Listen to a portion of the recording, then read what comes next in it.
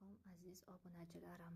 Bugun sizlarga yorilgan tovondan aziyat chekmasligingiz uchun mazkur davosini aytib o'taman. 2 litr issiq suvga 2 osh qoshiqdan sut, kraxmal aralashtirib, unga oyoqlarni 15 daqiqa solib o'tiring. Oyoqlarni chaymasdan faqat qog'oz sochiq bilan artib quriting va kanakunjut yoki boshqa xil o'simlik yog'idan surtib, paxtadan tikilgan paypoq kiying. Kompressi olmaning po'stini archib, mayda to'rtburchak shaklida to'g'rang va ustidan ozroq sut qo'ying va bo'tqa holiga kelgunigacha past olovda qaynating. Tayyor massani tovondagi yoriqlariga qalin qilib surting va ustini o'rang. Mazkur kompressni yarim soat tutib turgach, issiq suvda yuvib tashlang. E'tiboringiz uchun rahmat. Assalomu alaykum aziz obunachilarim. Bugun sizlarga uy sharoitida husnbuzarlardan hamda teridagi xunuk dog'lardan va har xil yuzdagi yog'lardan qanday qutulish haqida uyda tabiiy usulini o'rgatib o'taman. Buning uchun bizlarga kirsovun, ya'ni kirsovunning o'rni juda ham beqiyos hisoblanadi. Teridagi turli qizarish va toshmalardan qutulishda xo'jalik sovuni juda ham katta foyda beradi. Mazkur mahsulotni suvga solib, quyuq ko'pik hosil bo'lguncha ko'pirtiring va bir nisbatda yirik tuz aralashtiring, ya'ni 1 choy qoshiq deyilgan. Uni toza teriga surtib, yarim soat qoldiring. So'ngra avval iliq, keyin sovuq suv bilan yuving. Bu tadbirni 2 hafta davomida kuniga 2 yoki 3 marotaba qo'llasangiz ham bo'ladi. Bu asosan yog'li yuzlarga juda ham foydali hisoblanadi va quruq yuzli insonlar foydalanmasliklarini tavsiya qilaman, chunki quruq yuzdagi insonlarda bu yanada kirsovunning ichida ishqor moddasi borligi sabab yuzni yanada quritib yuborishi mumkinligini aytib. Assalomu alaykum aziz obunachilar. Bugun sizlarga pnevmoniya, ya'ni sil kasalligi haqida ma'lumot berib o'taman. Pnevmoniya nima? Pnevmoniya, ya'ni buning alomatlari, belgilari o'tkir o'pka yallig'lanishi bo'lib, nafas yo'llari infeksiyasi alomatlari isitma, qaltirash, yo'tal, balg'am tashlash, ko'krak og'rig'i va o'pkada o'tkir infiltrativ belgilari bilan namoyon bo'ladi. Uning belgilari asosan kuchli belgilari, kuchli titrash va tana haroratining 39-40 gradusga ko'tarilishi bilan to'satdan boshlanadi. Yo'tal avvaliga quruq bo'ladi, keyinchalik zangsimon yoki yiringli yopishqoq balg'amga aylanadi. Nafas olganda o'pkaning kasal tomonida to'sh ortida og'riq turib, yo'talganda kuchayadi. Bemor kasallikning eng boshida tez-tez nafas oladi. Nafasi yuzaki chiqadi. Terisining qoplami qizg'ish, ko'kish tus oladi. Ahvoli keskin zaiflashadi. Toliqadi, tuni bilan qora terga botib chiqadi. Bosh og'riydi, aylanadi, nafas bo'g'iladi, ko'ngli aynishi hamda qayd qilishi yuzaga keladi. Ana shular eng katta belgilari hisoblanadi. Pnevmoniyani uy sharoitida davolash faqatgina dori-darmonlar bilan emas, ya'ni uy sharoitida ham davolasa bo'ladi. Bu yana tabiiy yo'li hisoblanadi. Pnevmoniyada terlatuvchi, zaharlanishga qarshi va tana haroratini pasaytiruvchi vosita sifatida guruchdan foydalanish mumkin. 1 stakan guruch ustidan 7 stakan suv quyib, 1 osh qoshiq quritilgan rayhon qo'shiladi. So'ngra maydalangan 1 bosh piyoz aralashtirilib, ya'ni stakanda tayyor qilingan mahsulotni kuniga har 2 soatda 50 grammdan ichish tavsiya etiladi. Assalomu alaykum hurmatli obunachilar. Bugun oramizda ba'zi insonlarga kerakli bo'lgan kasallik, ya'ni qaltirash, qo'l va oyoqning titrashi haqida gaplashamiz. Xo'sh, qo'l nega qaltiraydi? Qo'l titrashi tremor deyiladi, ya'ni hammada uchraydi. Ba'zi odamlar biror narsadan juda xafa bo'lganda yoki qo'rqqanida qo'li titrab ketganini sezishadi. Ayrimlarda esa charchaganda, behol bo'lganda shunday bo'ladi. Asabi zo'riqqan paytda esa qo'li titrab ketganini sezmagan kishi bo'lmasa kerak. Qo'l qaltirashi tibbiyotda asab xastaliklari belgisining bir ko'rinishi hisoblanadi.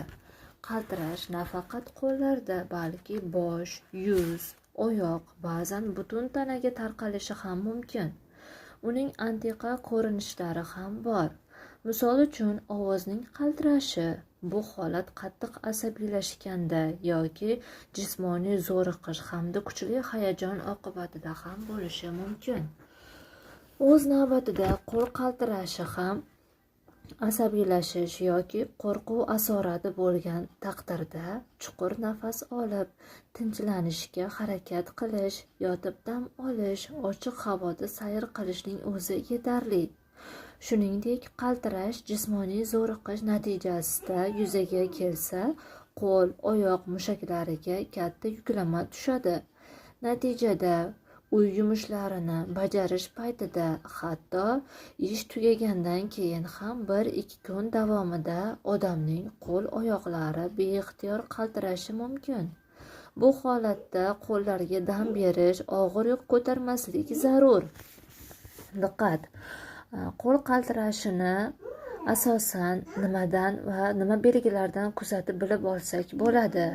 Har kim o'zida qaltirash bor yo'qligini ikkala qo'llarni oldinga cho'zib aniqlashi mumkin.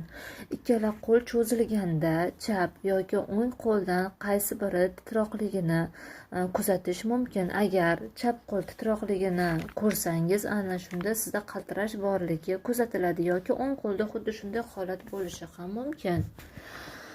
Qaltirash holati kasb kasalligi bo'lishi ham mumkinmi deb savol berishadi.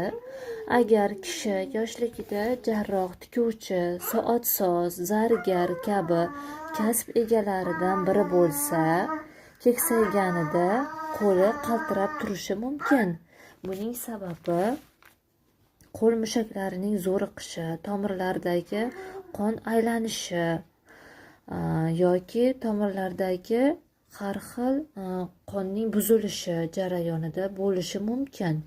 Bir xil holatda o'tirib ishlash ham qo'l motorikasi harakatlanishiga salbiy ta'sir qiladi. Shuningdek, bu holat organizmda mineral almashinuvi buzilganda hamda osteoxondroz kasalligida ham bo'lishi mumkin. Tashxis qo'yish hamda davolash. Tashxis qo'yish va davolashda bemorni albatta malakali shifokor, nevropatologga ko'rsatish, tashxisi to'g'ri aniqlab olish zarur. Shifokorning o'zi kasallik sababini aniqlab, to'g'ri davolash muolajalarini belgilaydi. Titrashni hech qachon uy sharoitida davolab bo'lmaydi. Buning faqatgina davosi kamroq asabiylashish hamda zo'riqish tavsiya etiladi. Kanalga obuna bo'lishni unutmang.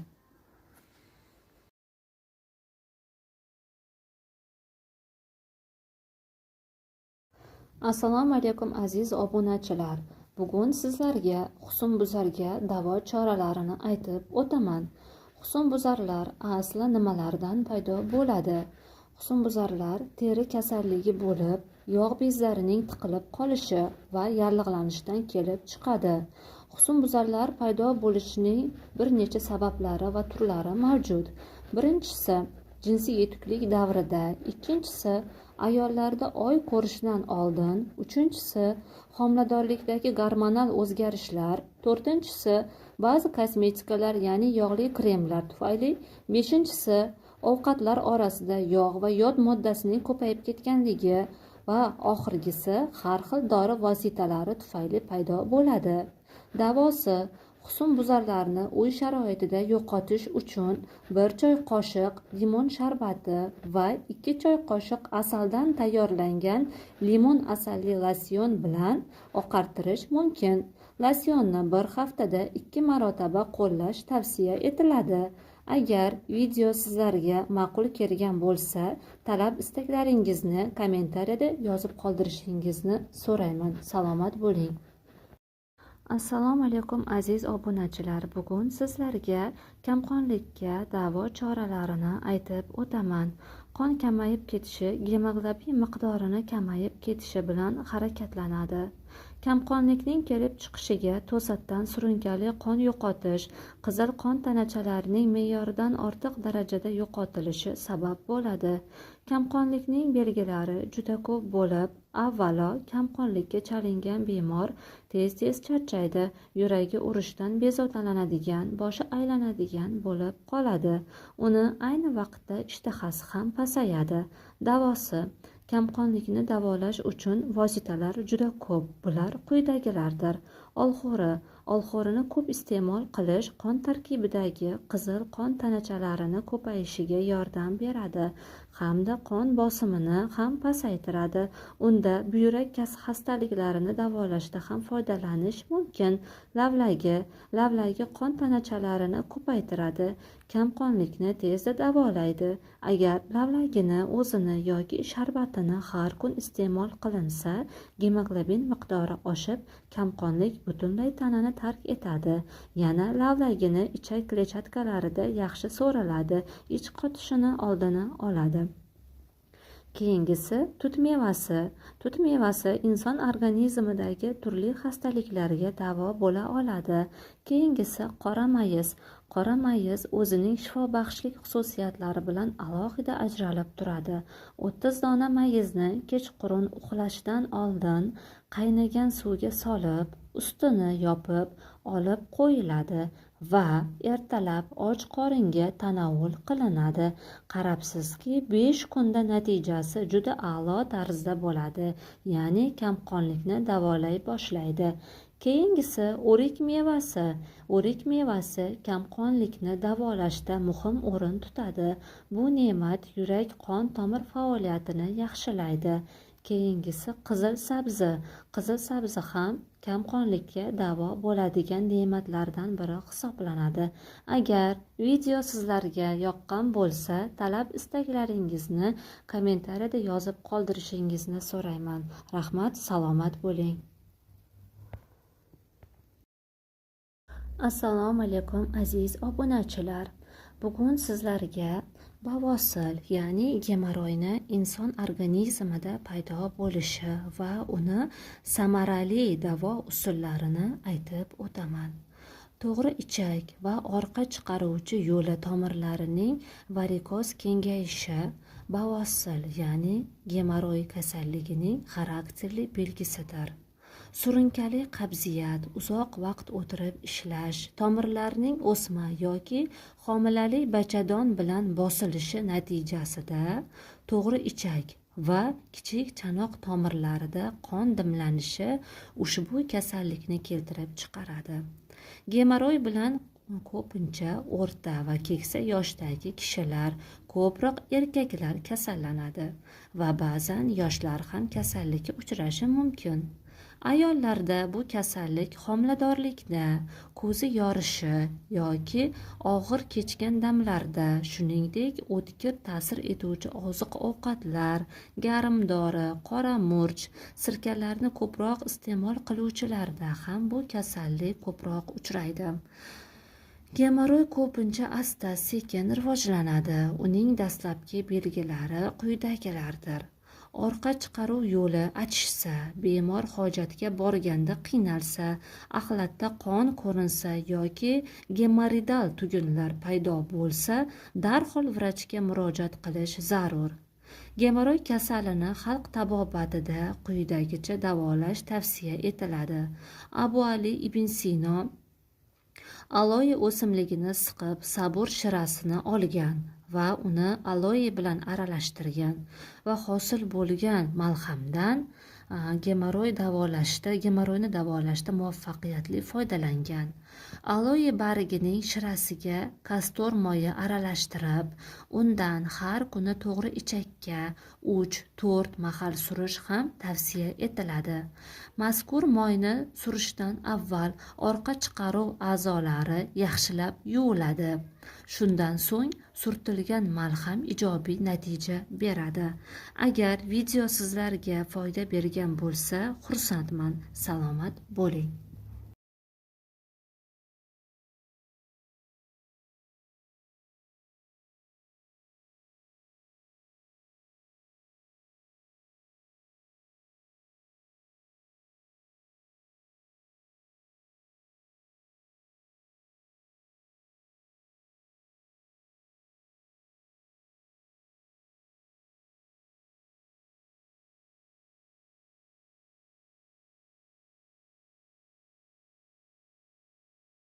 Assalomu alaykum qadrli obunachilar. Sizlarga husnbuzar, ugrilardan xalos bo'lish uchun niqoblar aytib o'taman. Ko'pchilik uchun yoqimsiz holat bo'lgan yuzdagi husnbuzarlardan qutulish uzoq vaqtni talab etadi. Bundan teri buzilishidan aziyat chekadiganlarning ko'pchiligi davolash davrining uzoqligi sababli undan bezor bo'lishadi va unga taslim bo'lishadi.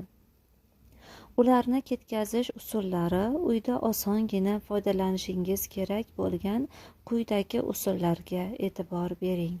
Birinchisi, kerak bo'ladi 1 osh qoshiq kefir, 1 osh qoshiq suli yormasi, ozgina limon. Tayyorlash: kefir va oldindan blenderdan maydalab olingan suli yormasini aralashtiring. 1 tomchi limon sharbati qo'shing. Tayyor aralashmani 20 daqiqaga yuzga qoldiring. Muolajani 1 oy davomida har kuni takrorlab turing. Ikkinchisi, asalli niqob. Kerak bo'ladi 2 choy qoshiq sifatli asal, bitta tuxum sarig'i va limon sharbati bir necha tomchi. Tayyorlanishi: barcha masalliqlarni yaxshilab tayyor bo'lgach yuzga surting va 10 daqiqa davomida qoldiring. 3-5 ta muolaja yetarli bo'ladi. Bu maskalar va niqoblar hammasi sinovdan o'tgan. O'zingizga yoqqanidan foydalanib, fikringizni izohlarda qoldiring. Salomat bo'ling hammangizga. Assalomu alaykum qadrdon obunachilar.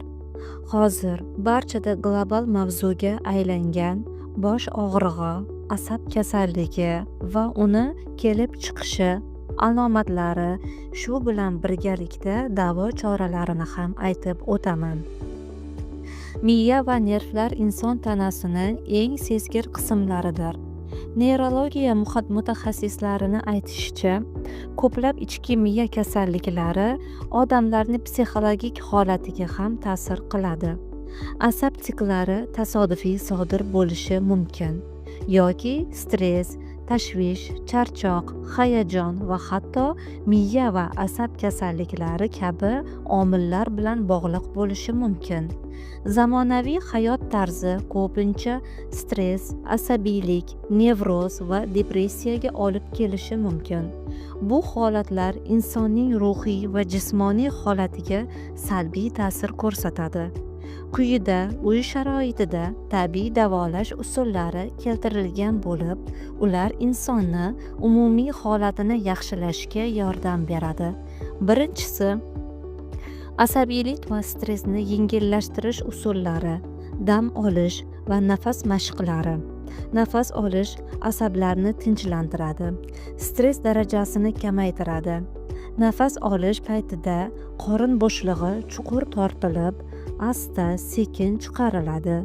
Bu mashqlar yurak urishini me'yorga keltiradi va tana bo'shashishiga yordam beradi.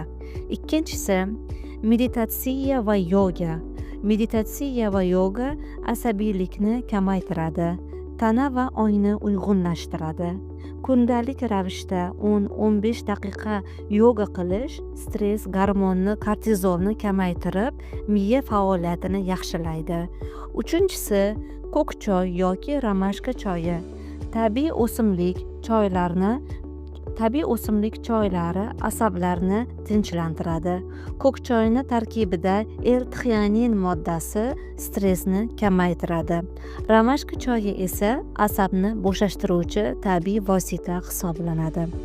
Agar video sizlarga manzur kelgan bo'lsa, albatta fikrlaringizni izohda kutaman. Barchangiz sog' salomat bo'ling. Assalomu alaykum aziz obunachilar. Bugungi mavzuyimiz oqartiruvchi maskalar haqida bo'ladi. Quyida yuz terisini oqartirishga yordam beruvchi tabiiy va oddiy maskalar retseptlarini sizlar bilan bo'lishmoqchiman.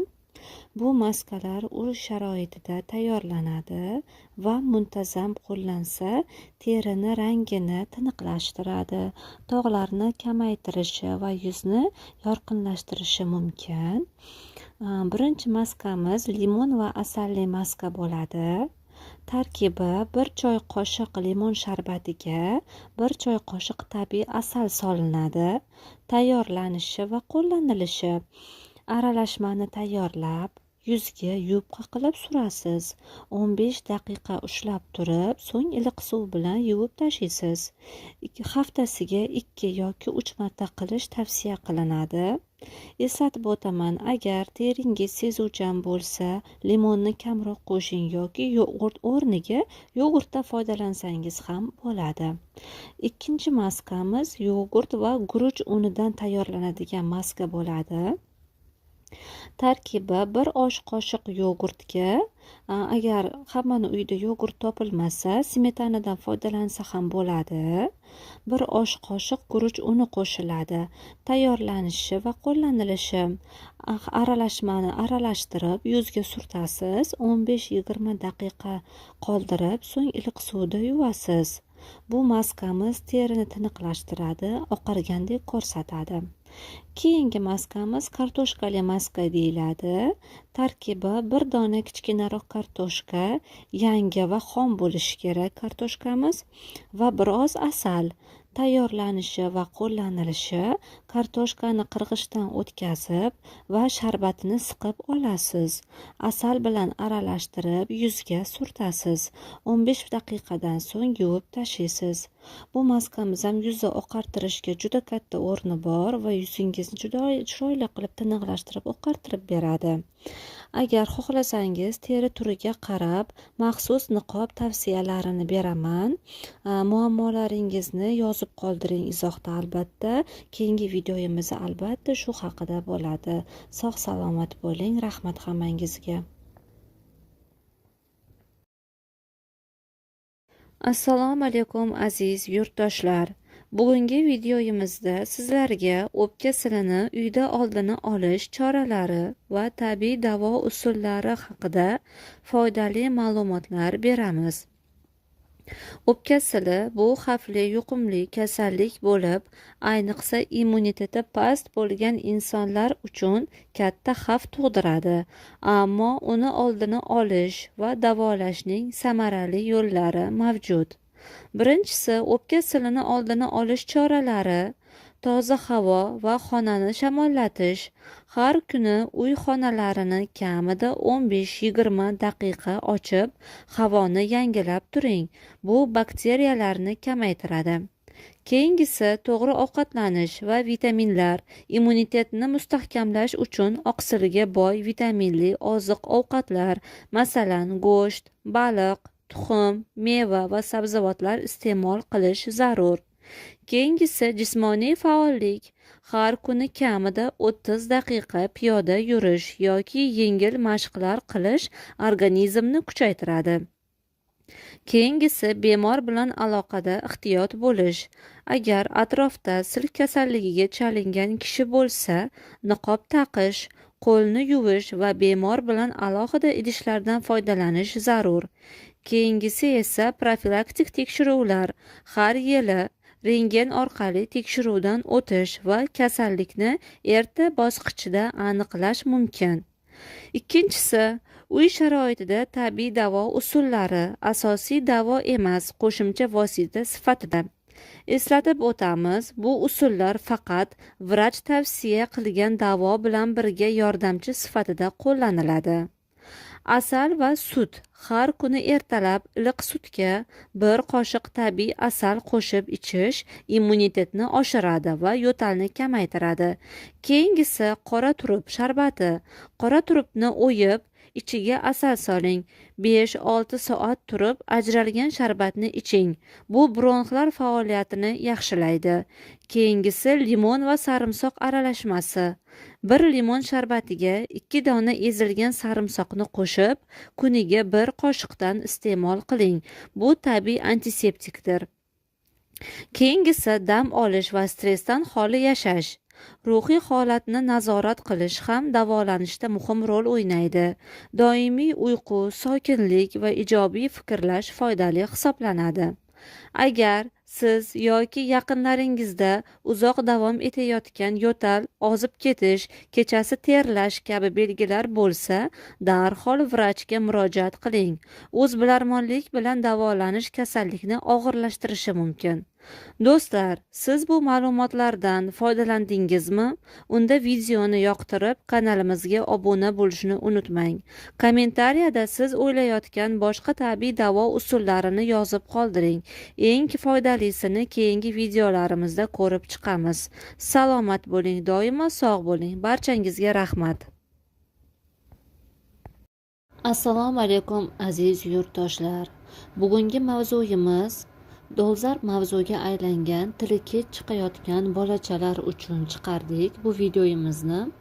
Sizni bolangiz hamon gapirmayaptimi, yoshi ulg'ayyapti, lekin hali ham ona, dada degan oddiy so'zlarni ham ayta olmayapti. Sizni yaxshi tushunaman. Bu har bir ona uchun og'riqli holat, lekin xavotirga o'rin yo'q. Bugungi videoda men sizga bor yo'g'i 3 kunda bolangning tilini harakatga keltirishga yordam beradigan tabiiy, xavfsiz va ilmiy asoslangan mashqlarni ko'rsataman.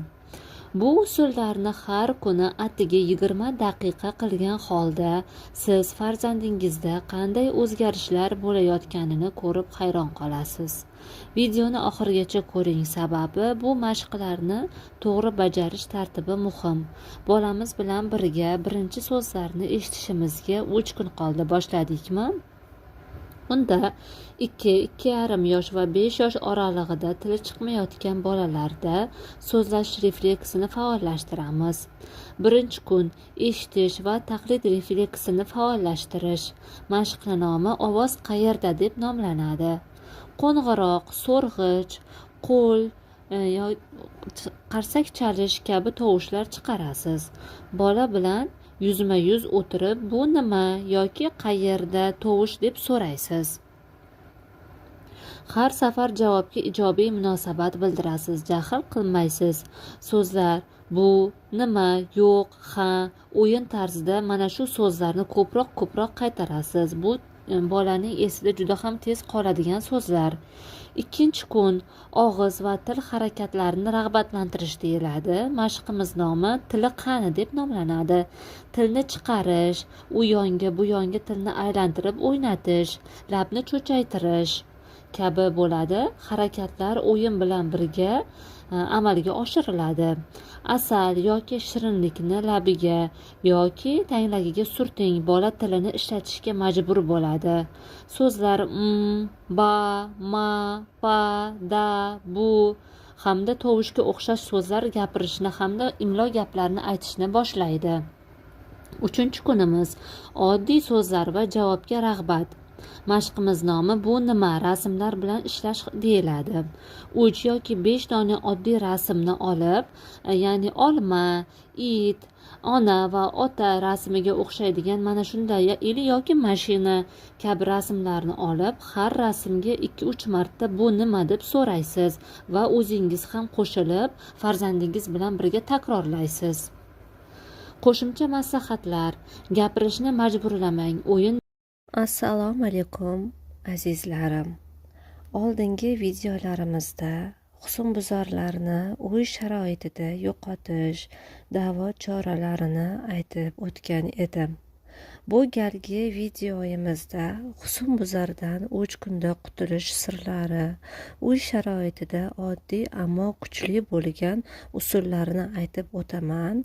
Bu usullar albatta tajribadan o'tgan hamda natija berdi.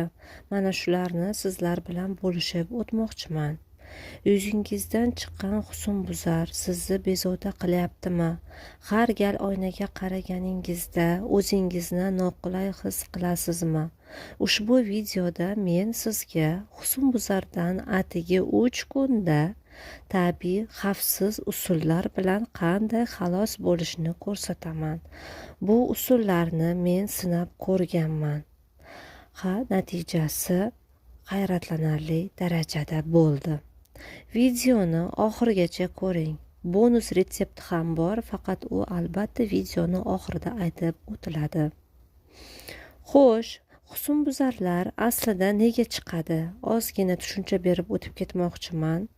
Gormonlar noto'g'ri ovqatlanishdan, stress, gigiyena, ichki muammolardan, ya'ni jigar, ichki shlaklar ifloslanib ketganidan ko'pchilikning yuziga husnbuzarlar chiqadi.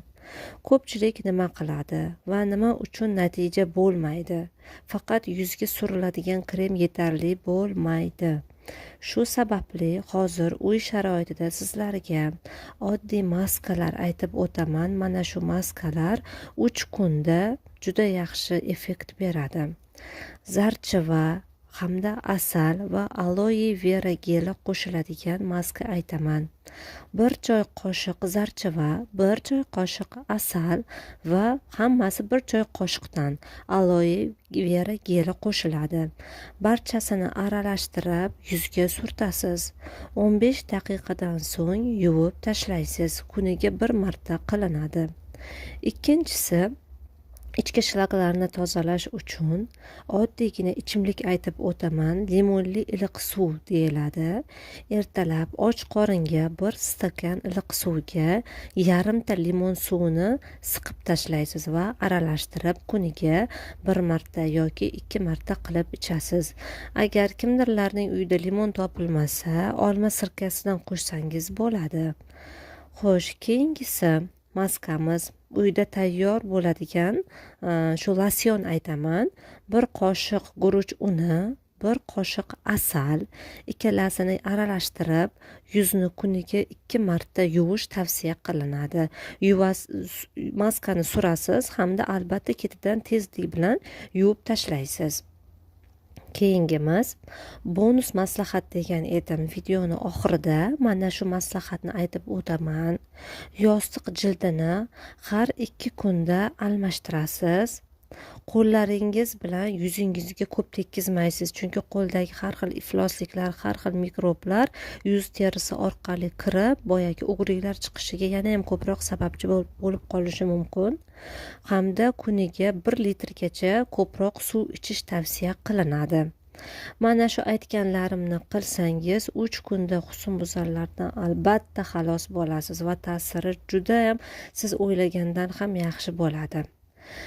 Siz ham ushbu oddiy ammo samarali usullarni sinab ko'ring va fikringizni izohlarda yozing. Agar video foydali bo'lsa, do'stlaringiz bilan ulashing. Kanalimga obuna bo'lishni unutmang. Yana shunaqa tabiiy sirlar hali oldinda bo'ladi. Hammangiz sog' va salomat bo'ling.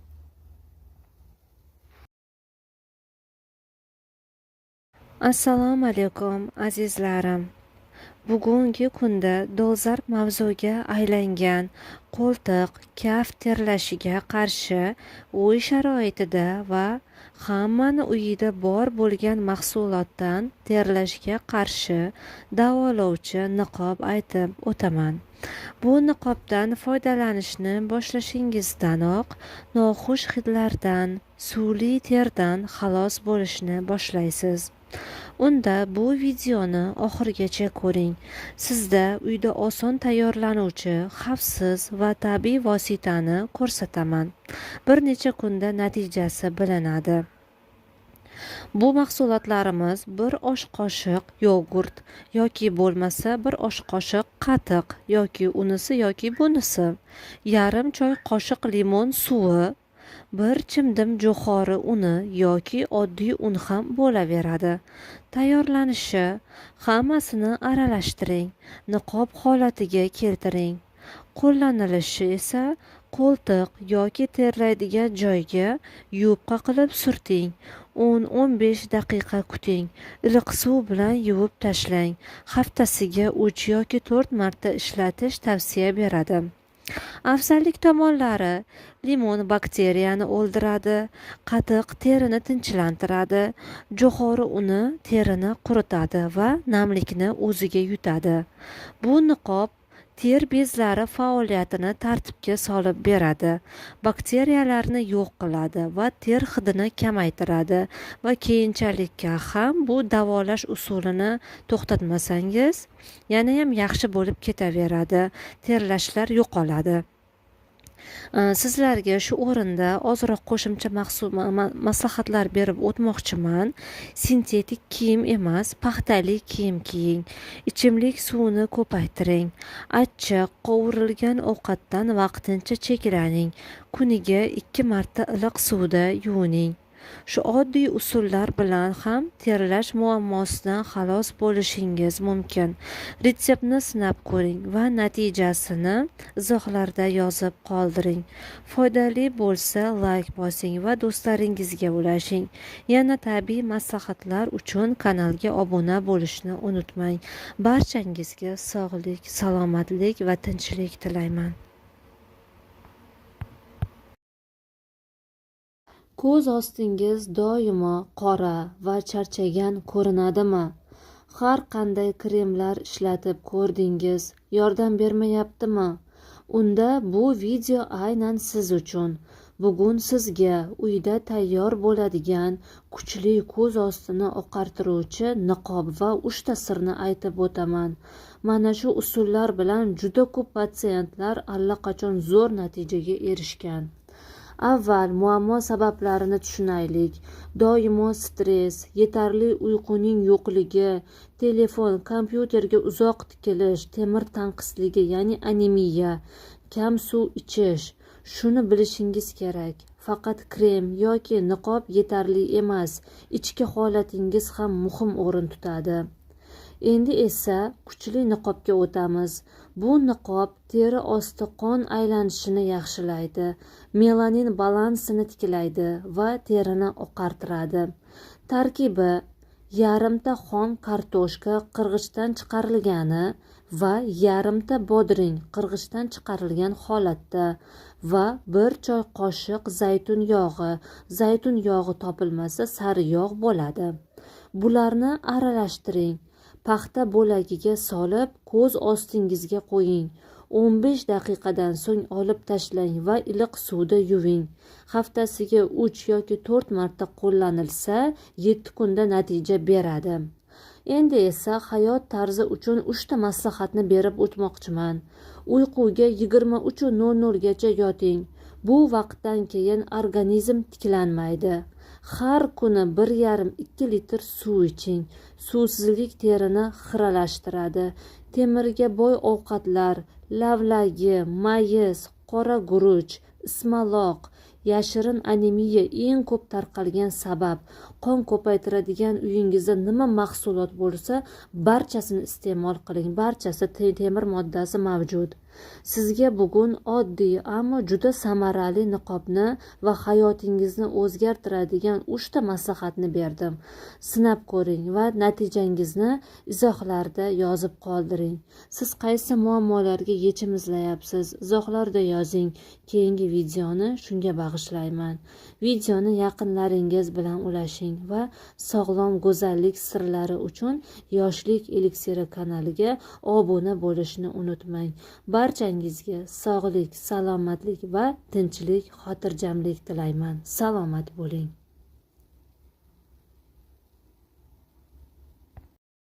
Yuzim hali 30 ga ham yetmagan, lekin ajindan charchadim. Har oynaga qaraganimda o'zimni tanimasdim.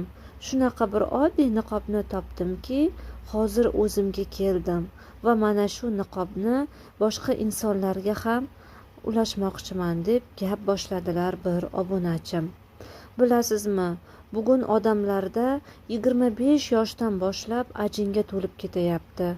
Stress, telefon, uxlamaslik, parvarish yo'qligi hammasi yuzda bilinayapti. Men ham shunday edim, lekin bitta oddiy usulni boshladim. Natija o'zgardi dedilar. Retseptini hozir sizlar bilan ham bo'lishaman. Bitta tuxum oqi, 1 choy qoshiq un yoki kraxmal, 1 choy qoshiq o'simlik yog'i yoki zaytun yog'i. Hammasini aralashtirasiz, yuzga surtasiz.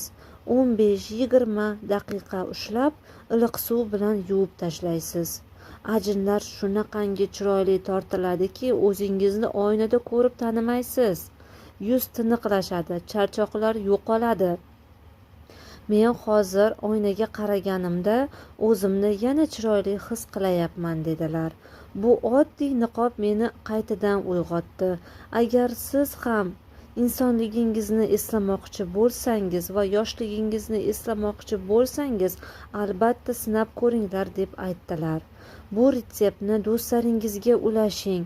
Ajinli yuz endi hech qanday insonni dardi bo'lmasin. Like bosing, obuna bo'ling. Sizga yanayam kuchli sirlardan aytaman. Barchangizga sog'lik, salomatlik va tinchlik tilab qolaman.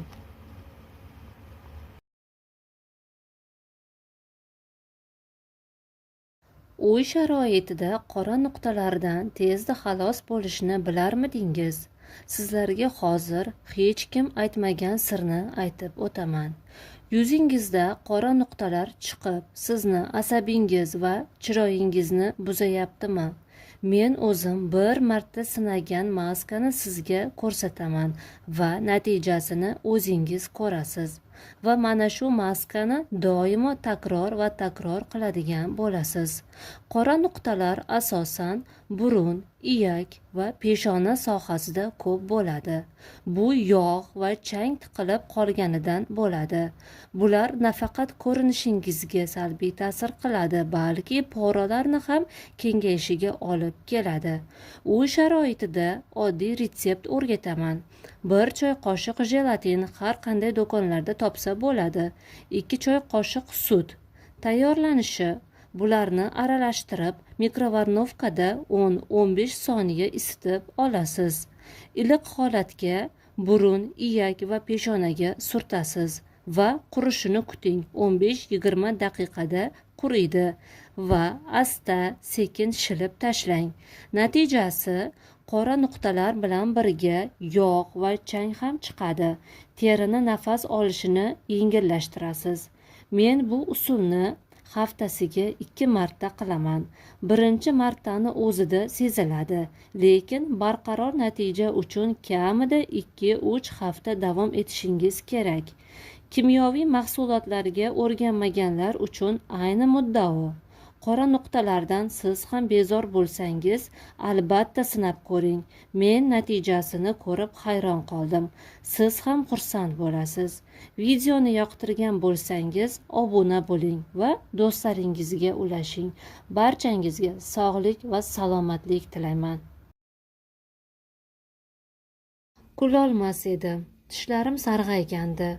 Odamlar qarasa boshimni egardim, lekin bir kun sabr kosam to'ldi va o'zgardim.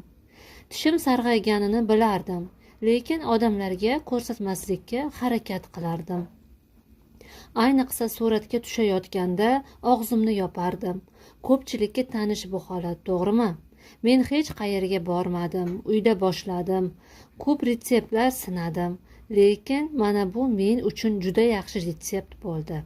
1 choy qoshiq kokos yog'i yoki zaytun yog'i, yarim choy qoshiq soda, 2 tomchi limon sharbati. Har kuni faqat 2 daqiqa artdim. 3-kuni o'zim ham ishonmadim.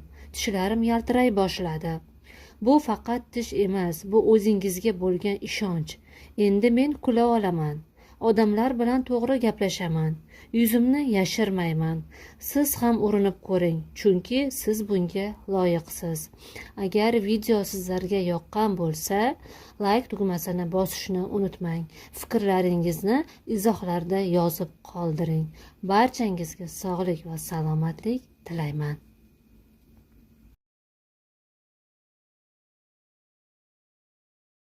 Qo'limdan toshma chiqdi. Qichib, qizarib kechalari uxla olmas edim. Bitta dorixonadan ikkinchisiga yugurdim, lekin hech narsa yordam bermadi. Keyin esa sababini o'zim tushundim. Bilasizmi, ko'pchilik allergiyani faqat ovqatdan deb o'ylaydi, lekin menda bu stressdan boshlangan edi. Tana jimjimador belgilar orqali ichki muammoni aytardi. Men qo'limdagi toshmalarni dorilar bilan bosdim, ammo 3 kun, 4 kundan keyin yana chiqaverardi. Shunda bir tanish tabib menga shuni aytdiki, ichingni tozala, tashqi toshma ichkaridagi toksindan beradi, dedi. Men 3 kun shunday qildim. Ertalab och qoringa 1 stakan iliq suvga yarim choy qoshiq zira, 1 choy qoshiq asal qo'shdim. Buni ichib 15 daqiqa yurib kun davomida qandli, sutli, yog'li ovqatlarni kamaytirdim. Natijasi esa toshmalar so'ndi, qichishish yo'qoldi. Eng muhimi, o'zimni yengil his qilishni boshladim. Bu retsept hammaga emas, ammo ko'pchilikka yordam beradi. Ayniqsa dorilardan foyda bo'lmaganlarga. Yodingizda bo'lsin, tanadagi toshma bu organizmning so'nggi yordam so'rovidir.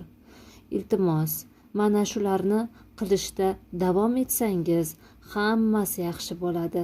Allergiyadan butunlay qutulib ketasiz. Quloq og'rig'i bezovta qilyaptimi? Shifokorga yetib bora olmadingizmi? Bugun sizga oddiy, lekin juda foydali tabiiy vosita zaytun moyi va piyoz bilan og'riqni qanday yengillashtirishni ko'rsataman. Bu usul asrlar davomida sinab kelingan va o'z samarasini ko'rsatmoqda. Quloq og'rig'i sabablari: birinchisi, shamollash yoki sovuqdan qolsa, ikkinchisi suv kirishi, uchinchisi yallig'lanish, ya'ni quloqdan yaralanish, to'rtinchisi quloq bitishi yoki infeksiya. Bizga nima kerak bo'ladi? Bir dona o'rtacha hajmdagi piyoz va toza paxta. Tayyorlanishi: piyozni 2 bo'lakka bo'ling. Bir bo'lagini gaz pechida yoki qovurilmagan holda qizitib oling. Iliq holatda bo'lishi kerak. Iliq piyozni siqib, sharbati olinadi. Piyoz sharbatidan 2-3 tomchi olib paxtaga shimdiring. Qo'llash usuli esa paxtani ehtiyotkorlik bilan quloqqa joylashtiring. Ichkarigacha tiqib yubormaslik kerak. 15 daqiqa ushlab turing. Kuniga 2 mahal qo'llash tavsiya etiladi. Eslatib o'taman, agar quloqda yiring bo'lsa yoki isitma bilan kechayotgan bo'lsa, bu usulni qilmasligingizni maslahat beraman. Ikkinchi usul zaytun moyi bilan davolash. Bizga nima kerak? 1-2 choy qoshiq zaytun moyi va paxta yoki pipetka. Tayyorlash: zaytun moyini biroz iliqlashtiring. Juda issiq bo'lishi mumkin emas, aks holda quloq kuyadi. Qo'llash usuli esa pipetka bilan 2-3 tomchi iliq zaytun moyini quloqqa tomizing. Boshni yon tomonga egib 10-15 daqiqa shu holatda yoting. Qolgan moyni paxta bilan artib oling. Bu usul nima qilib beradi? Quloqni yumshatadi, og'riqni kamaytiradi, yallig'lanishga qarshi kurashadi. Har ikki usul ham tashqi omilli og'riqlarga qarshi foydalidir. Agar og'riq 1-2 kunda o'tmasa, shifokorga murojaat qiling. Farzandlaringizda faqat shifokor ruxsati bilan sinab ko'ring. Agar bu usullar foydali bo'lsa, layk bosing, izoh qoldiring. Kanalimizga obuna bo'ling. Yoshlik eliksiri siz uchun eng yaxshi tabiiy retseptlarni taqdim etadi.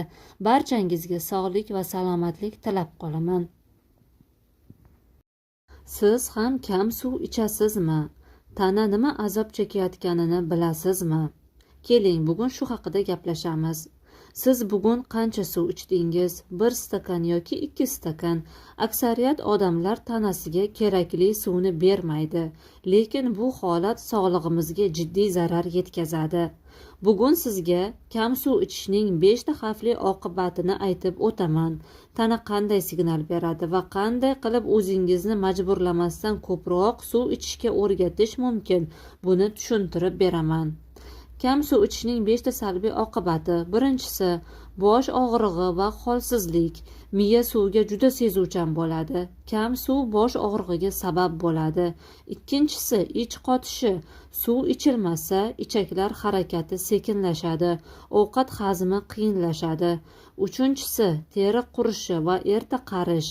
Namlik yetishmasligi natijasida teri so'lishadi, ajin tez tushadi. To'rtinchisi, buyraklar zarar ko'radi. Suv kam bo'lsa, buyrak tozalovchi vazifasini bajara olmaydi. Qum, tosh to'planadi. Beshinchisi, og'iz qurishi, og'ir nafas. Tupuk ham kam ishlab chiqaradi. Bakteriyalar ko'payadi. Nafas yomon hidlanadi. Tana qanday signal beradi? Doimo charchoq va loqaydlik, terining rangsizlanishi, ko'z osti qora tus olishi, siydik rangining sarg'ayib hidli bo'lishi, ko'p shirinlik yoki kofe istashi aslida bu tananing suv so'rashidir. Qanday qilib ko'proq suv ichishni o'rgansa bo'ladi? Har tongda uyg'onganingizda bir stakan iliq suv iching. Telefoningizga har bir soatda eslatma qo'ying. Suvga limon, bodring, yalpiz yoki asal qo'shing. Suvni o'zini ichgingiz kelmasa, yanayam yoqimli ta'm berishi uchun. Har ovqat oldidan bir stakan suv ichishni odat qiling. Suvni chiroyli butilkada olib yuring. Ko'rgan sari eslab ichasiz. Sut, choy yoki sharbat suv o'rnini bosa oladimi? Afsuski yo'q. Choy, kofe tanani suvsizlantiradi. Sharbatda ko'p shakar bor. Suv yagona hayot manbai. Sog'lom tana, toza teri, yengil hazm bularning hammasi suv bilan bog'liq. Bugundan boshlab o'zingizga g'amxo'rlik qiling. Har kuni kamida 6-8 stakan suv iching. Agar bu video siz uchun foydali bo'lgan bo'lsa, like bosing. Izohlarda o'zingiz kuniga necha stakan suv ichishingizni yozib qoldiring. Yoshlik eliksiri kanaliga obuna bo'ling. Tabiiy hayotga bir qadam yaqinroq bo'ling. Barchangizga sog'lik va salomatlik tilayman. Bolangiz qattiq yo'talyaptimi? Tunda uxlolmayapti, yo'tal tinmayaptimi? Bugun sizga bolalarga mos sinovdan o'tgan, uy sharoitida tayyorlanadigan ikkita tabiiy vositani ko'rsataman. Hech qanday kimyoviy dorilarsiz tez ta'sir qiladi, allergiyasiz va xavfsiz. Kerakli bo'ladi: 1 stakan issiq sut, 1 choy qoshiq sariyog' va 1 choy qoshiq asal. 1 yoshdan katta bolalar uchun. Tayyorlanishi: sutni iliq holga keltiring. Ichiga sariyog' va asalni aralashtiring. Bolaga yotishdan oldin iliq holda ichiring. Foydasi: bo'g'imlarga yumshatuvchi ta'sir qiladi. Yo'talni bosadi, halqumni yumshatadi, bolani tinchlantiradi, yaxshi uxlatadi. Eslatib o'taman, 1 yoshgacha bo'lgan bolalarga asal qo'shilmaydi. Ikkinchi usulimiz piyoz sharbati va asal bilan yo'tal siropi deb ataladi. Bizga kerak bo'ladi 1 dona piyoz, 1 osh qoshiq asal. Tayyorlanishiga o'tsak, piyozni maydalang va sharbatini siqib oling. 1 osh qoshiq asal bilan aralashtiring. Kuniga 2-3 mahal yarim choy qoshiqdan bolaga bering. Foydasi esa balg'amni eritadi, nafas yo'llarini tozalaydi va infeksiyalarni o'ldiradi. Antibakterial ta'sir qiladi. Eslatib o'taman, asal allergiya qilsa faqat piyoz sharbati oz miqdorda beriladi. 2 yoshdan katta bolalarga tavsiya qilinadi. Qo'shimcha maslahatlar berib o'tmoqchiman shu o'rinda. Ko'proq xonani shamollating. Bolani boshi biroz baland yotganiga e'tibor bering. Ko'p suyuqlik ichiring. Iliq suv, rezavorli choy. Agar yo'tal 3 kundan oshsa yoki isitma bo'lsa, pediatrga murojaat qiling. Agar bu tabiiy usullar sizga foyda bergan bo'lsa, like bosing. Izohda tajribangizni yozib qoldiring. Obuna bo'ling. Yoshlik eliksiri siz uchun tabiiy davolarning manbaidir. Barchangiz sog' salomat bo'ling. Sizni tushunaman. Hozirgi zamonda yashash oson emas. Oila boqish, bolalar rizqini topish, turmushni xarajatlari, qarzlar, ishsizlik, ko'chadagi bosim va uy ichidagi bosimlar. Bularni hammasi odamni ich-ichidan yeydi. Shunday kunlar bo'ladiki, o'zingizni ham tushunmay qolgan bo'lasiz, jizzaki bo'lib qolasiz. Bolaga baqirasiz, eringizga javob qaytarasiz, ota-onangizga baqirasiz, hatto o'zingizga ham jahlingiz chiqadi. Aslida bu asabiylik emas, bu sizni ichingizdagi yig'lab turgan charchog'ingiz. Ruhingiz charchagan, yuragingiz og'riyapti. Siz kuchli bo'lishga majbur bo'lgan insonsiz. Hech kimga ko'rsatmay yashayotgan og'riqlaringiz yig'ilib endi yuzaga chiqayapti. Bu holatda birinchi navbatda sizga tinchlik kerak. Har kuni o'zingizga atigi 10 daqiqaga vaqt ajrating. Sokinda o'tirib chuqur nafas oling. Shoshilmang. Hech bo'lmasa ichingizdagi yig'ini biroz chiqarib tashlaysiz. Chunki siqilgan yurak bir kuni kelib portlaydi. Shu bilan birga sizga tabiiy ichimlikni aytib o'taman. Tinchlantiruvchi va sizga yordam beradi. Har kuni limonli choy ichishingizni tavsiya qilaman. Limon asablaringizni tinchlantiradi, ruhiyatingizga foyda qiladi. Har kuni 5-10 daqiqa jismoniy mashq, hatto oddiygina yurish bo'lsa ham. Esda tuting, siz yolg'iz emassiz. Har bir ayol, har bir ona, har bir erkak ichida urush olib boradi. Dunyoni boshqarayotganday yashaydi, lekin o'zini unutmasligi kerak. Chunki siz kuchli bo'lishingiz uchun avvalo ichingizdagi tinchlikni tiklashingiz kerak. Siz o'zingizni unutmang. Hayotingizda kim bo'lishidan qat'iy nazar, siz muhim insonsiz. Shuni hech qachon unutmang.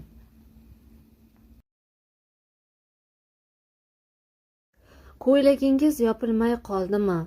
O'zingizdan uyalyapsizmi? Men ham shunday bo'lganman, ammo endi boshqachaman.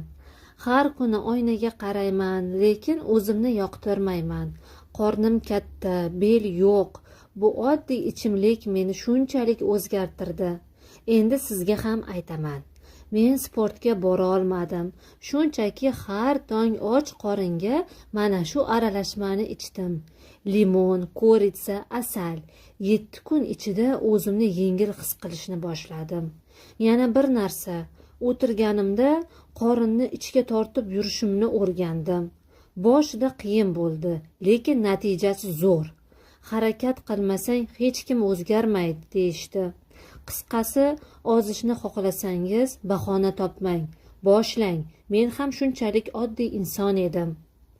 Endi ertalabki detoks retseptimni sizlar bilan bo'lishmoqchiman. Iliq suv 200 mg, 1 choy qoshiq limon sharbati, yarim choy qoshiq koritsa kukuni. Koritsa kukuni har qanday do'konlarda topiladi. 1 choy qoshiq ixtiyoriy asal. Har kuni tongda och qoringa 1 stakan mana shu ichimlikni ichasizlar. Yog'larni eritishga, hazmni yaxshilashga va ichakni tozalashga yordam beradi.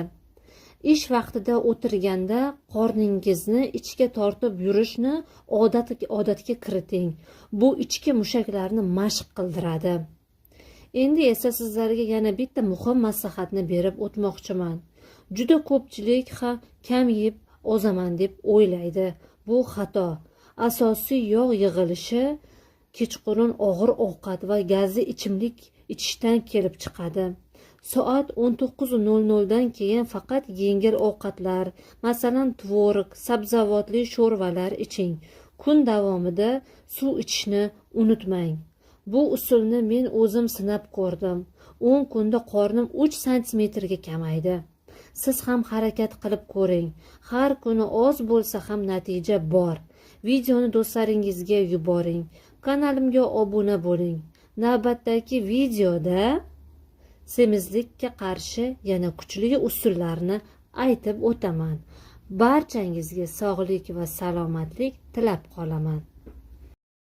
Siz ham kechasi uxlay olmay telefonga termulib chiqasizmi? Soat tungi 2 bo'ldi, ammo ko'zingizga uyqu kelmayapti. Ertasi kuni esa ishda ko'zlaringiz qonga to'lgan, boshingiz og'riyapti, kayfiyatingiz yo'q. Shunaqa holat tanishmi sizga? Afsuski, ko'pchilik bu odatni yengil deb biladi. Lekin kechasi 11 dan keyin uxlamaslik bu sizni sog'lig'ingizga qilgan eng katta xiyonatingiz hisoblanadi. Chunki inson tanasida soat 11 dan keyin ertalabki 3 gacha bo'lgan vaqt ichida yuragingiz, jigaringiz, miyani tiklaydigan gormonlar ajraladi. Bu vaqtda uxlamasangiz tanangiz bu tiklanishdan mahrum bo'ladi. Odamlar uxlamasam nima bo'libdi deb aytishadi. Ammo doimiy ravishda kech uxlash natijasida teri tez quriydi, ajinlar erta paydo bo'ladi, ya'ni tez qarish boshlanadi. Immunitet tushadi, organizm viruslarga tezroq beriladigan bo'lib qoladi. Hatto rakka olib keluvchi hujayralar faollashishi isbotlangan. Telefon sizni uxlatmaslik uchun maxsus yaratilgan. Siz uxlamayotgan har bir kechangizda tana bir kun qarimoqda, yurak esa asta sekinlik bilan charchamoqda. Melatonin degan gormon bor. U faqat qorong'ulikda va soat 10:00 dan 2:00 gacha eng yuqori darajada ajraladi. Bu gormon uyquning onasi hisoblanadi. Qarilikka qarshi qalqon, rakka qarshi himoyadir u. Ammo telefon nuri bu gormonni yo'q qiladi, parchalab tashlaydi. Endi savol, kechasi tezroq uyquga ketish uchun nima qilish kerak? Birinchi qadam, ekranlarni o'chirib qo'ying. Soat 9 dan keyin telefondan, televizordan, planshetlardan uzoqlashing. Ko'zingizni va miyangizni dam oldiring iloji boricha. Ikkinchi qadam, xona qorong'i bo'lsin. Yorug'lik melatoninni to'xtatadi. Ekran nurini emas, to'liq qorong'ulikni tanlang. Uchinchi qadam, issiq sut yoki damlama iching. Uyqudan oldin issiqqina sut yoki limonli choy tinchlantiradi va uyquga tayyorlaydi sizni. To'rtinchi qadam, uyqu meditatsiyasi, ya'ni uyqu mashqini sinang. Ko'zlaringizni yuming va ichingizda 100 dan 1 gacha sekin, asta sanang. 1, 2, 3 deb sanayvering. Faqat nafas olishga e'tibor bering. Fikrlar, tashvishlar o'z-o'zidan yo'qoladi. Siz har kecha uxlamasangiz, tanangiz har kecha charchaydi. Yuragingiz va miyangiz qarib boradi. Tanangizni seving, unga dam berishni unutmang. Uyqu bu eng arzon va eng kuchli davo. Siz bugun erta uxlab, ertangi kuningizni go'zallikka aylantirishingiz mumkin. Agar kanalimiz sizga yoqqan bo'lsa, Yoshlik eliksiri kanaliga obuna bo'ling va bittagina like bosishni unutmang. Yaxshi videolar, yangi videolar hali yana oldinda. Barchangizga sog'lik va salomatlik tilab qolaman. Assalomu alaykum azizlar. Bugun hammamiz uchun eng kerakli mavzuni gaplashamiz. Immunitet bu tanamizning qalqoni hisoblanadi. U bizni kasalliklardan, shamollashlardan va hatto charchoqdan ham himoya qiladi. Keling, immunitetni tabiiy usullar bilan qanday ko'tarish mumkinligini oddiy xalqona tilda gaplashamiz. Immunitetni ko'tarishni birinchi siri ovqatlanishda. Tanamiz vitamin va minerallarga boy bo'lsa, immunitet ham kuchli bo'ladi. Masalan, limon, apelsin, mandarin, nok, qizil lavlagi, sabzi va yashil ko'katlar bular vitaminni bombasi hisoblanadi. Shuningdek, asal va yong'oqlar ham tabiiy dori va tabiiy immunitet hisoblanadi. Har kuni ozgina bo'lsa ham iste'mol qilib turish kerak. Ko'p odam suvni unutadi, lekin suv organizmni tozalovchi eng katta yordamchi hisoblanadi. Kuniga kamida 1,5 litr toza suv iching. Yana bir muhim jihat uyqu. Agar biz yetarli uxlashni bilmasak, tanamiz charchaydi va immunitet pasayadi. Shuning uchun kechasi eng kamida 7 soat uxlashga odatlaning. Sport zali shart emas. Oddiy yurish, ertalab biroz badan tarbiya ham immunitetni mustahkamlaydi. Agar imkon bo'lsa, har kuni ochiq havoda yurib keling. 10 daqiqa, 15 daqiqa qancha yursangiz o'zingizga foyda, immunitetingiz mustahkam bo'ladi. Toza havo tanaga yangi kuch beradi. Stress immunitetni eng katta dushmani. Agar ko'p asabiylashsak immunitet darhol pasayib ketadi. Shuning uchun imkon qadar ko'proq tabassum qiling, yaxshi odamlar bilan suhbat qiling, ibodat qiling yoki sizni xotirjam qiladigan mashg'ulotlar bilan shug'ullaning, sokin musiqalar ko'proq eshiting.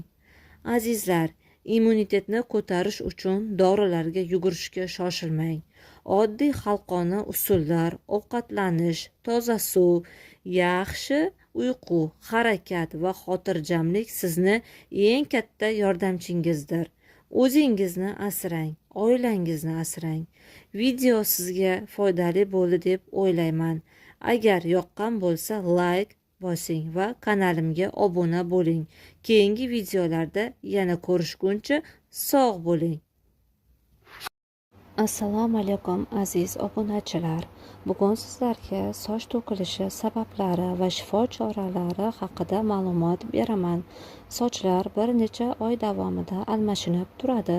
Odam kuniga 50-100 tagacha soch tolasini yo'qotadi va bu normal holat hisoblanadi.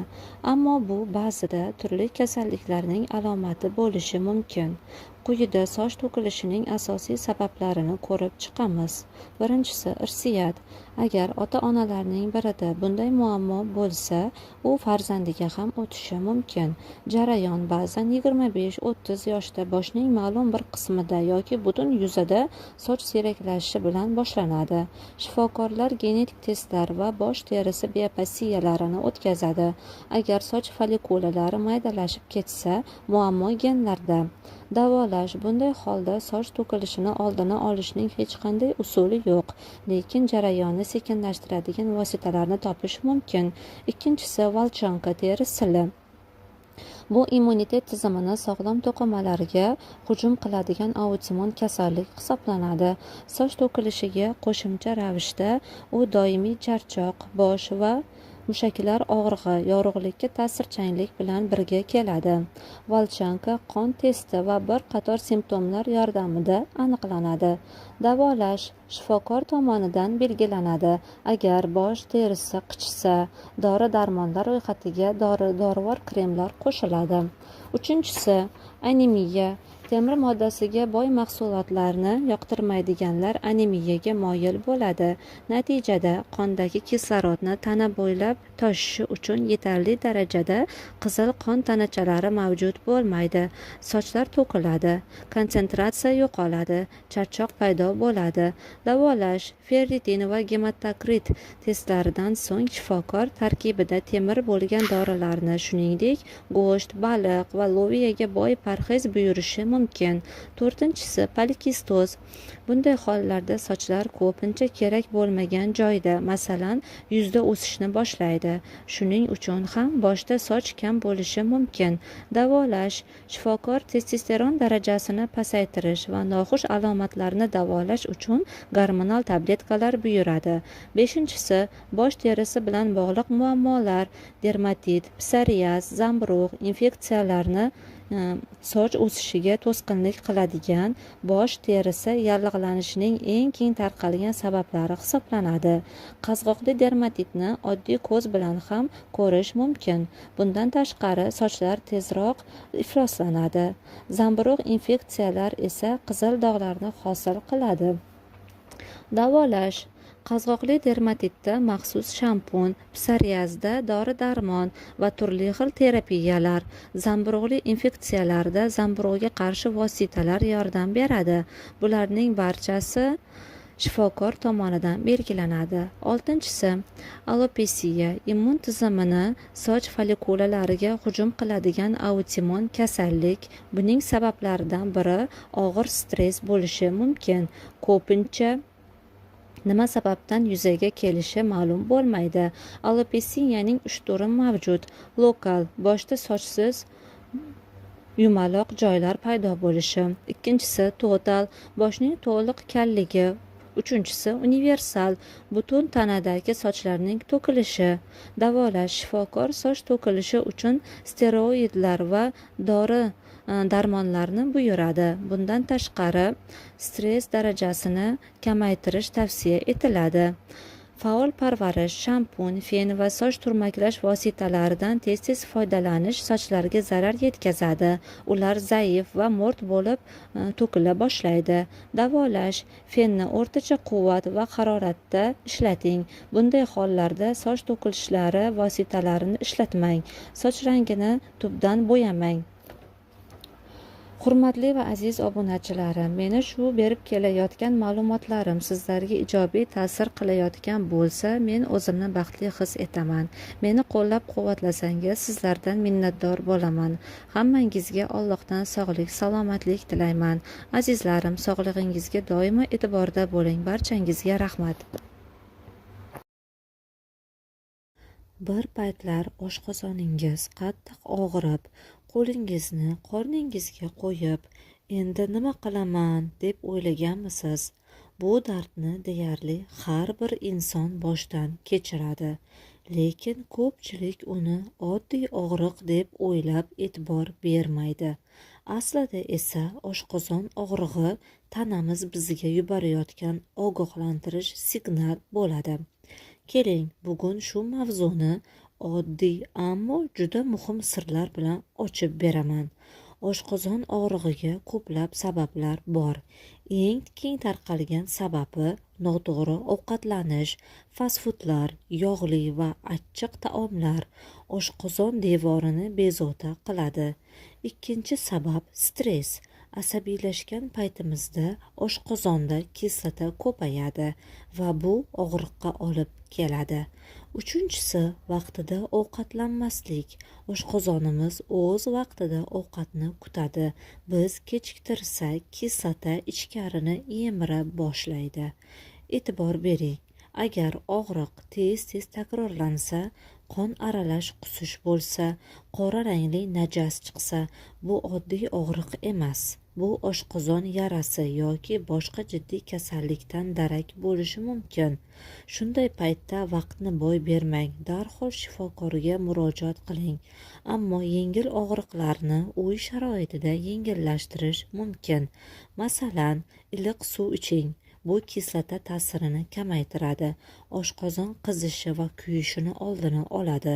Bir choy qoshiq asalni iliq suvga qo'shib ichish oshqozon devorini yumshatadi. Zanjabil choyi shamollashdan keladigan og'riqqa davo bo'ladi. Suli bo'tqasi oshqozon uchun eng yumshoq, eng foydali taom hisoblanadi. Juda to'yib ovqatlanmang, ovqatni mayda bo'lib tez-tez yeng. Mana shu oddiy maslahatlar ko'pchilikni og'riqdan saqlaydi. Oshqozon bu bizni ikkinchi yuragimiz. Uni asrash uchun ovqatlanishga, asablarga va odatlarimizga e'tibor berishimiz kerak. Agar oshqozonimiz sog'lom bo'lsa, butun tanamiz yengil bo'ladi. Azizlar, oshqozon og'rig'ini oddiy deb hisoblamang. Uni vaqtida davolang. Oddiy maslahatlarni qo'llash va kerak bo'lsa shifokorga murojaat qilish sizni katta muammolardan asraydi. O'zingizni qadrlang, sog'lig'ingizni asrang. Video foydali bo'lsa like bosing va kanalimga obuna bo'lishni unutmang. Sizni birgina qo'llab-quvvatlashingiz boshqalarni ham sog'lom bo'lishga yordam beradi. Barchangizga sog'lik, salomatlik tilab qolaman. Assalomu alaykum azizlar. Hamma yosh ko'rinishni xohlaydi, to'g'rimi? Lekin qimmat krem va muolajalar hamma uchun ham emas. Bugun men sizga oddiy uyda mavjud bo'lgan narsalar yordamida yuzni 5 yoshga yoshartiradigan 3 ta sirni aytib beraman. Bu sirlarni qo'llagan odamlar natijaga hayron qolgan. Birinchi sirimiz asal va limon maskasi. Asal terini oziqlantiradi, limon esa terini tozalaydi, ajinlarni yo'qotadi va oqartiradi. Bir choy qoshiq asalga 2-3 tomchi limon aralashtirib, yuzingizga 10 daqiqaga surib qo'ying. So'ng iliq suv bilan yuving. Terini yumshoqlanganini va porlashini darhol sezasiz. Ikkinchi sirimiz muz kupchalari. Ertalab yuzingizni 1-2 daqiqa muz bilan artib chiqsangiz, qon aylanishi yaxshilanadi, teri tarang bo'ladi. Agar oddiy suv emas, balki petrushka yoki ko'k choydan muz qilsangiz, natija yanada zo'r bo'ladi. Bu usul kosmetikadan ham kuchli hisoblanadi. Uchinchi sirimiz eng oddiy, lekin eng muhimi, bu toza suv va uyqu. Kuniga kamida 1,5 litr suv iching. Kechasi esa 7-8 soat tinch uxlang. Suv terini ichaklaridan yoshartiradi. Uyqu esa yuzingizga tabiiy go'zallik bag'ishlaydi. Agar ichki sog'liq joyida bo'lsa, tashqi go'zallik ham o'z-o'zidan chiroy ochib boraveradi. Sizlarga qo'shimcha maslahat sifatida aytib o'taman. Oddiy qovoq bo'laklarini 5 daqiqaga yuzingizga qo'yib turing. Bu ko'z ostidagi shishlarni, qoralarni ketkazadi va yuzni tiniq qiladi. Juda sodda, lekin samarali usul. Demak, azizlar, qimmat muolajalarsiz ham yosh ko'rinish mumkin. Asal va limon maskasi, muz kupchalari va suv bilan uyqu — mana shu 3 sir sizni yuzingizni tabiiy ravishda yoshartiradi. Esingizda bo'lsin, terimiz bizning ichki hayot tarzimizni ko'rsatadi.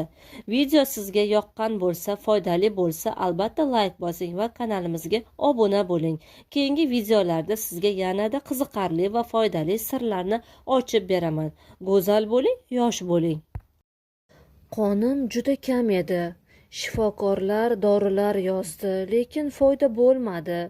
Keyin bu sirli eliksirni eshitdim. 3 kunda o'zimni butunlay boshqa odamdek his qilishni boshladim. Bu retseptni siz ham eshitishingiz kerak deb o'yladim. 90% dan ortiq insonlar yashirin anemiyadan aziyat chekishadi. Shuning uchun siz charchaysiz, sababsiz yurak urishingiz tezlashadi va ba'zida oddiy ishdan keyin ham toliqib qolasiz. Lekin qon ko'paytiradigan sirli retsept bor. Uni na dorixonada topasiz, na shifokorlar aytadi. Uning nomi qora eliksir deb ataladi. Bu tanani tozalaydi, qon ishlab chiqarishni yana ham rag'batlantiradi. Buning uchun bizga bir dona lavlagi, qaynatilgani yoki xomi ham bo'laveradi.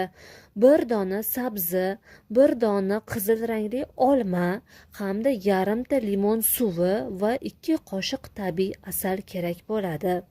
Barchasini blender holatiga keltirasiz, blenderlaysiz va har kuni nonushtadan oldin 1 stakandan ichasiz. Bu qon ishlab chiqaruvchi temir, B vitaminlari va foliy kislotaning tabiiy manbai hisoblanadi. Bu retsept uzoq umr ko'rgan qishloq ayollarining siri hisoblanadi. Ular qon ko'paytiruvchi ukollar olmasdan sog'lom va kuchli bo'lib yashaganlar. Bugungi zamonaviy dorilar ko'pincha faqat vaqtinchalik samara beradi, ammo bu eliksir ildizidan hal qiladi barchasini. Agar sizda ham charchoq, bosh aylanishi, qon kamligi bo'lsa, bu eliksirni hoziroq tayyorlang. Natijasi 3 kun, 4 kunda sezishingiz mumkin. Yozib qoldiring. Sizga yana qanday muammolar qiziq? Tabiiy davolash sirlarini yana ochib beraman. Videoni yoqtirsangiz layk bosing, do'stlaringizga ulashing va albatta Yoshlik eliksiri kanaliga obuna bo'ling. Bu faqat boshlanishi. Hammangiz salomat bo'ling. Assalomu alaykum azizlar.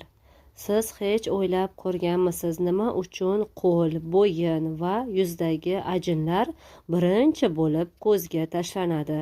Chunki aynan shu joylar bizning yoshimizni oshkor qilib qo'yadi. Lekin bugun men sizlarga shunday bir tabiiy retseptni aytamanki, u faqat yuzni emas, balki bo'yin va qo'ldagi ajinlarni ham yo'qotadi. Bu usulni bilganlar oz, deyarli hech kim ishlatmaydi. Do'konlarda qimmat narxda sotiladigan yoshartiruvchi serumlarni uyda atigi 3 ta mahsulot bilan tayyorlash mumkinligini aytaman.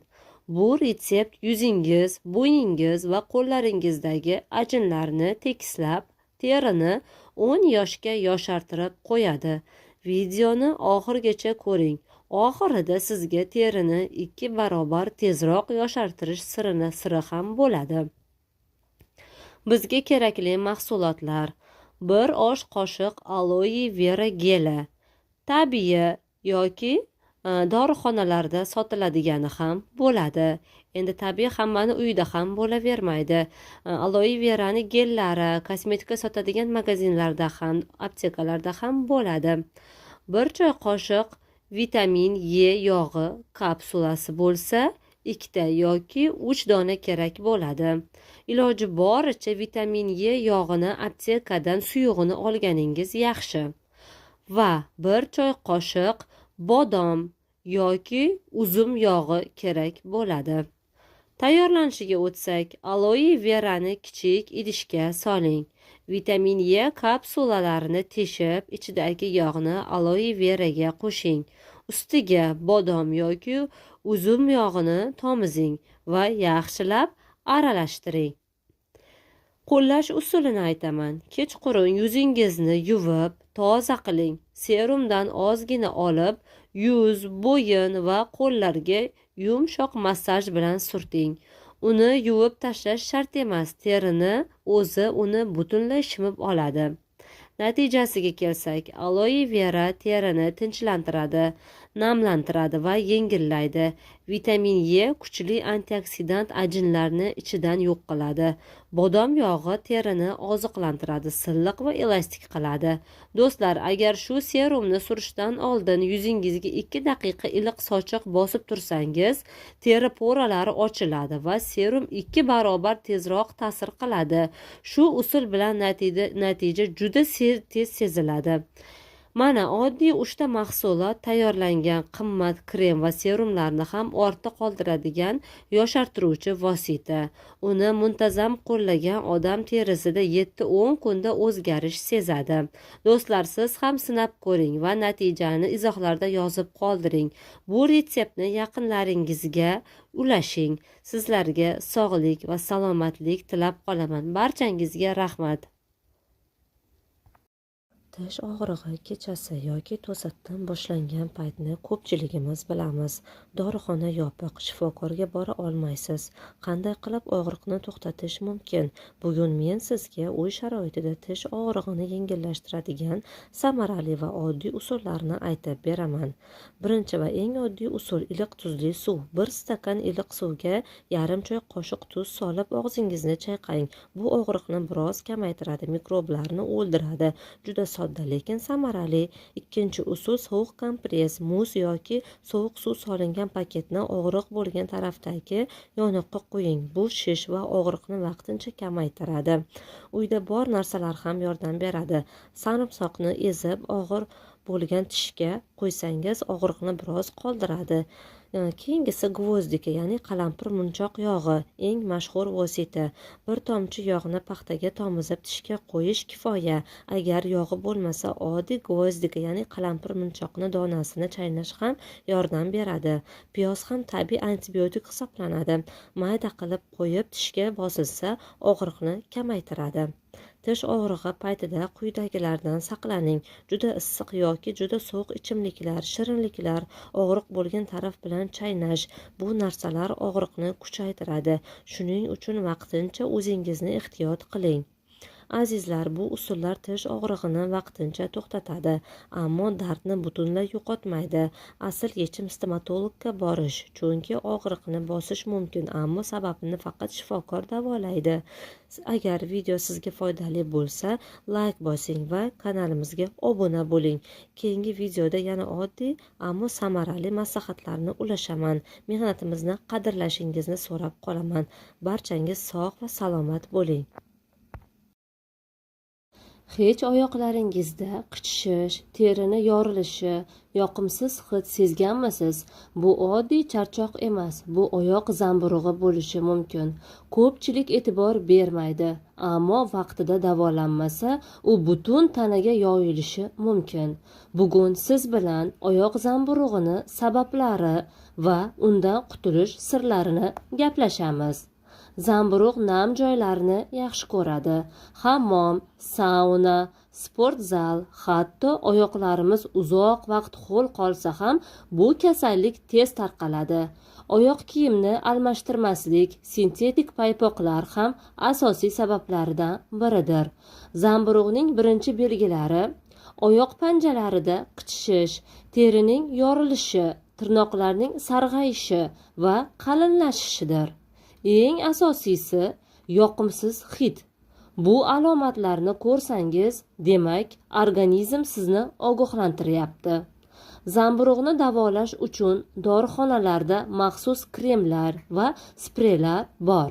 Ularni qo'llash juda samarali, lekin xalqona usullar ham yordam beradi. Iliq suvga bir osh qoshiq sirka solib, ya'ni uksus solib, oyoqni 15 daqiqa tutish. Soda solingan vannochkalar. Oyoqlarni har doim quruq va toza saqlash. Paypoqlarni tez-tez almashtirish. Esda tuting, zamburug'ni yarim davolash bo'lmaydi. Uni oxirigacha yo'qotish kerak. Aks holda qaytib keladi. Oldini olish davodan ham muhim hisoblanadi. Oyoqlaringizni quruq tuting. Faqat paxtali paypoqlar kiying. Havo o'tkazadigan poyabzalni tanlang. Hammom yoki sport zallarda shippak kiyishni unutmang. Azizlar, oyoq zamburug'i oddiy tuyulishi mumkin, lekin vaqtida davolanmasa katta muammolarga aylanishi mumkin. Vaqtida chora ko'rsangiz, undan qutulish oson bo'ladi. Sog'lig'ingizga beparvo bo'lmang. Agar bu ma'lumot foydali bo'lsa, like bosing va kanalimizga obuna bo'ling. Sizning qo'llab-quvvatlashingiz biz uchun eng katta kuch. Sog' salomat bo'ling. Salom azizlar, sizni ham hayotingizda shunaqa odamlar bormi? Gaplashsangiz kayfiyatingiz buziladi, go'yo kuchingizni so'rib olayotgandek bo'ladi. Bugun men sizga negativ odamlar sizdan o'zi ketib qolishi uchun 3 ta kuchli usul aytib beraman. Bu usullarni qo'llasangiz hayotingiz tinchiydi. Xo'sh, har safar sizdan nimanidir talab qilishsa, o'zingiz xohlamasangiz rad eting. Sizning hayotingiz bu sizniki. Boshqalarni xafa qilmaslik uchun o'zingizni xafa qilmang. Har doim hayotingizda stop degan so'zga o'rin bo'lsin. Keyingi usul: negativ odamlar ko'pincha chegarasi bo'lmagan insonlarga yopishadi. O'z qoidangizni qo'ying. Masalan, g'iybatni eshitmaslik, janjallarga qatnashmaslik, o'z vaqtini qadrlash. Mana shunday narsalardan uzoq yurishingiz kerak. Keyingi usulimiz: ularni tuzatishga urinmang. Faqat ijobiy narsalarga e'tibor qarating. Yaxshi kitob o'qing. Tabiat sayrlariga ko'proq chiqing. Yaxshi odamlar va yaxshi gaplarni eshitishga harakat qiling. Negativ odamlar energiya olmayotganini ko'ra olsalar, o'zlari uzoqlashadilar.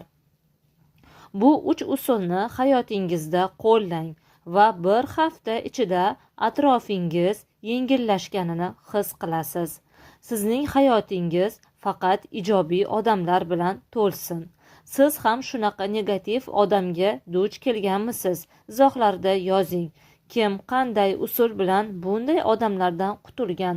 Mana shularni kommentariyada yozib qoldiring va Yoshlik eliksiri kanalimizga obuna bo'lishni unutmang. Barchangizga sog'lik, salomatlik va xonadoningizga tinchlik tilab qolaman. Yuzingiz xira, teringiz notekis ko'rinadimi?